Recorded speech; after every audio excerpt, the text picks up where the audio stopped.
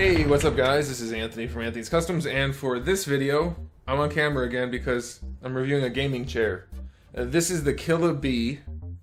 It's spelled the way it sounds, Killabee 8257. This is actually the Fantasy Lab version. It's the same chair, just with different branding on there. It's a chair for big and tall people. So when I originally planned to do this, I was bigger. I'm not shorter than I used to be. I'm still tall, but I used to be like 70 pounds bigger. So this might be too big for me technically at this point, but I'm still going to review the chair. They sent it to me to review. They're not paying me. They're not telling me what to say. They just said, let us send this to you. Would you review it? I said, sure. Can't have too many chairs. So that's what we're looking at. This is the blue version. There are a variety of colors. There will be a link in the description below just so that you can go to their site. It's not like a link that gives me credit or anything like that. So yeah, I'm just going to review it and you guys will know. This is like a mid-range chair as far as the price goes. I don't know if they have any sales or anything going on, so just check the link in the description below so you can see what it costs. It's around $250, which does put it in the mid-range for gaming chairs. Actually, for any nice chair, honestly speaking. I don't know if you guys are aware, but good chairs are expensive. You can go buy anything at Walmart for like $100, $150, and they'll get the job done. This one's somewhere between that and like the $400, $500 chairs. Then they have even fancier ones that go up to there. My normal daily driver chair for my reviews and for my sculpting and for my work and stuff is around $450. So this is definitely not in that range. You're not going to get the same quality for a much lower price. So we're going to review this as a mid-range chair for somebody who wants something that's a little bit nicer, a little more stylish, but doesn't want to shell out $500 for a chair just to play video games or just have a colorful chair.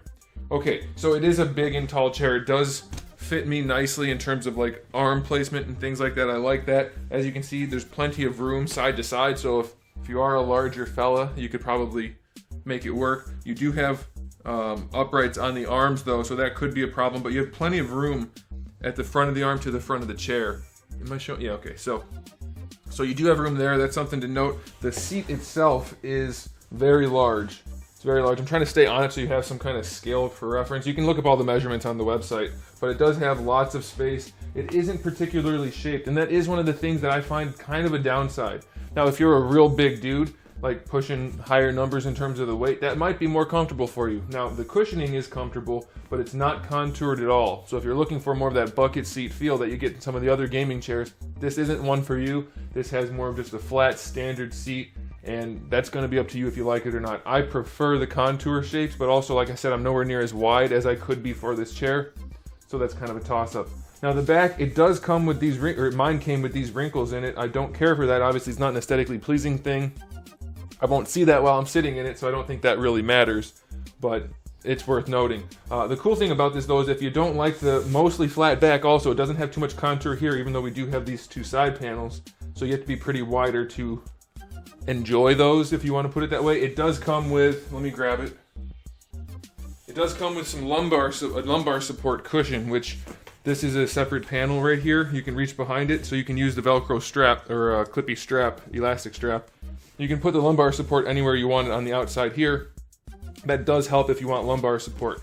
It feels to me like it needs more built-in lumbar support so that you have the cushion for even more, but because right now it doesn't have enough for me at all without the cushion. And I don't like to have to use the cushion, I want just a little bit, so finding that right balance might be tricky for you, but it's going to depend on how you fit in the chair personally. There's no way I can estimate that. But I do like that you can put this on here and adjust it all the way up. Technically, if you wanted to, you could put it all the way up here. But when I put it in here, it does feel good. It's more comfortable for me that way. And the cool thing about this is it has a cord sticking out of it, and you plug this in. It comes with the cord for this end too, and it vibrates. So you get a little bit of a back massage if you want that. And it actually works really well, so that's cool. And it's just a USB adapter, so you can plug that in at your desk. This is also, you can remove that if you don't want the pillow. It's a much more basic chair that way. But let me go ahead and get into how it actually functions, because it does have one really cool feature, which let's just do that feature now. It has a footrest, which you can just slide out. You slide it out and flip it over, and it actually works really well. Like, it's a lot more stable than I would have guessed, and it's very comfortable. It's perfectly good if you want to put your feet up. Most chairs don't have a built-in footrest, so I think that's pretty cool. But one of the things I don't like about this, we'll talk about the features real quick. It's very limited on features, by the way, but again, it's only a $250 chair. It has two levers here. One lever is for the usual up and down Nothing special about that. Everybody knows about that. Every chair has that. Now this one locks the back, so let's unlock it. So right now the back is free moving, so we can bring it forward. And if you want to like lean forward and still have support, you can do that. But if you want to lean back, you can, but there's almost no resistance. So if you're a big guy especially, you're gonna go all the way back. Like, even for me, I don't weigh that much anymore. It's like I'm like 210. If I lean back, it just goes. There's almost no resistance. As you can see, there is a spring mechanism in there, but it doesn't fight you. So you can't just leave it unlocked and just kind of like lean at all. It's gonna go back. So you wanna lean where you want it and then lock it.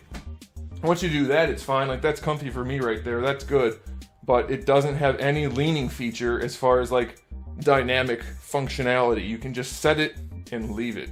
That is it. And that's it for functionality altogether. You have the up and down from the first lever. The second lever just locks the back. That's it. You get the footrest and the vibrating back piece, which is cool, but you don't get any more adjustments. You can't adjust the arms. They do move as you adjust the seat, as you saw. It's a nice design in that sense, but there's no adjusting the arms individually. There's no side to side, up and down, left and right, which would be side to side, front and back, nothing. So you're kind of stuck with it like that. Now, I personally think it's pretty comfy like this. I would prefer a little bit more lumbar support, but with the cushion in here, I am happy. I think this is really comfortable. This is my work chair now for my sculpting table. I have my 3D sculpting chair, I have my other chair, now this is my sculpting chair. And I'm perfectly happy with it. I think for the price, it's a good buy. It has plastic casters. It's pretty much standard parts, like types of parts. My $450 chairs have the same type of wheels, generally speaking. Plastic casters with a metal rod in the middle. That's what this chair has. So it's all pretty standard in that. The build quality is fine. You get the fake leather on the top and then the cloth on the sides.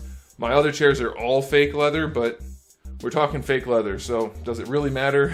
I don't think so. I don't mind having the cloth on the sides here. But yeah, it does have less functionality. You're getting what you pay for, but I think it's a good buy. I'm happy with it. It looks nice. It's comfy. I like the arm location. These are padded, by the way. My $450 chairs are just plastic. I had to buy cushions for the arms, so I do like that. I like it. I'm happy with it. It's the Killabee. This is the Fantasy Lab version, but you can get either one at the same price. $82.57. Is that right? Yes, I remember the numbers, $82.57. So that's what I would recommend. If you're a big guy and they have a bunch of different smaller size chairs, you can, again, check the measurements, see what they recommend for size, and you can get the one that suits you. But I'm happy with it. It does spin nicely. It's a very smooth spin. If you're really interested in spinning, this is a good one for you. So there it is. Yeah, I recommend it. And hopefully you guys enjoy the video. It's a little bit of a different thing, but they wanted me to do it, and I thought I could use another chair. And it's, you know, everybody sits. Who doesn't need a chair? So there it is, guys. Thanks for watching. If you enjoyed the video, please do give it a thumbs up. If you didn't, give it a thumbs down. And if you haven't subscribed, you might want to. I have new videos almost every single day and thousands already on the channel. So make sure you come back for all of that. In the meantime, keep collecting.